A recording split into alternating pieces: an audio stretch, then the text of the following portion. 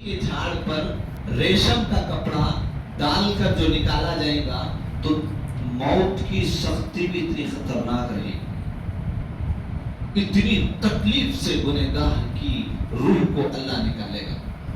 High सा आता नहीं, आसान से आता नहीं। बेरी के झाड़ पे रेशम का कपड़ा डाले तो आसान से निकलता नहीं, सख्ती से तार तार होकर टूट टूट कर कैसे टुकड़े टुकड़े होकर आएगा। प्यारे, इंसान की एक एक रग, एक एक बोटी, एक एक हड्डी इंसान के से टूट से जाते जाए, एक एक दम पर।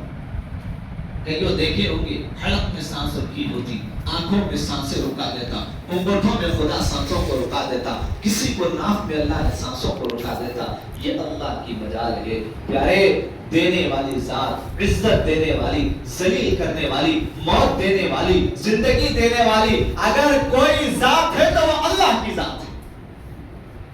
अल्लाह के सिवा कोई मौत नहीं दे सकता और अल्लाह के सिवा कोई जिंदा नहीं रख सकता।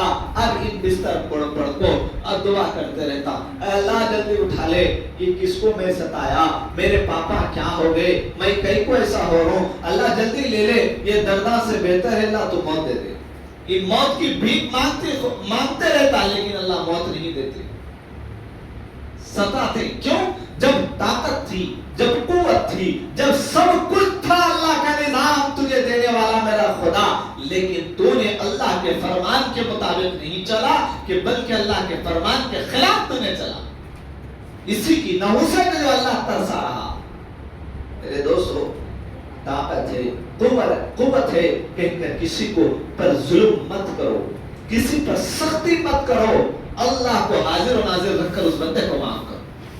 अल्लाह ताला मौत की ऐसा मौत अल्लाह ताला फरमाएगा जैसे फूल में से खुशबू निकलती है, कितनी आसान से निकल जाए, देखते देखते इंसान आराम से निकल जाएगा रूह।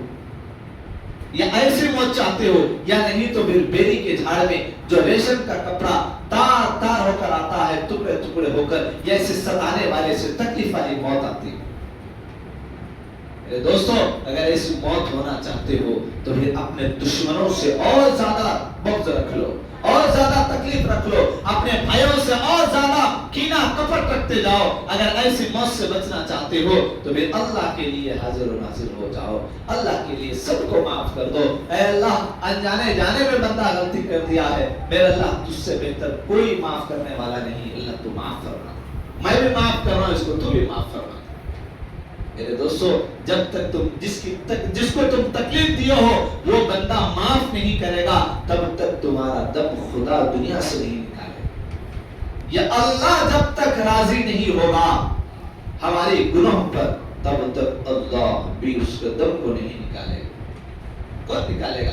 कितने इंजेक्शन लोगे जहर के, कितना लोगों को मारना चाहोगे, कितना आप खुदकुशी करके मरना चाहोगे, लेकिन खुदा तब तक मौत नहीं देगा प्यारे, तब तक आने वाली नहीं। हजार कोशिश कर ले। दोस्तों, ये नमाजें, ये इबादतें, ये सारी दौलत हमारी किए हुए आमाल को अल्लाह ने इनके तुफैल से माफ करने वाला है।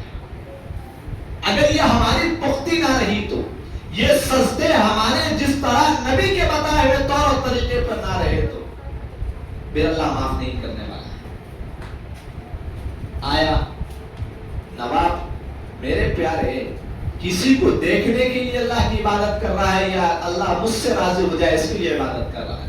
अगर अल्लाह मुझसे राजी हो जाए तो वक्त जब कहेगा मस्जिद के मीनार से मुअज्जिन हय्या अलस सलाह हय्या अलल फलाह, तो वहां पर काम आड़े नहीं आएगा, वहां पर तिजारत आड़े नहीं आएगी, वहां पर वक्त आड़े नहीं आएगा, वहां बीमारी काम नहीं देगी, वहां कमजोरी काम नहीं देगी। मेरे दोस्तों, वहां अल्लाह का बुलावा आया है तो मुझे जाना है।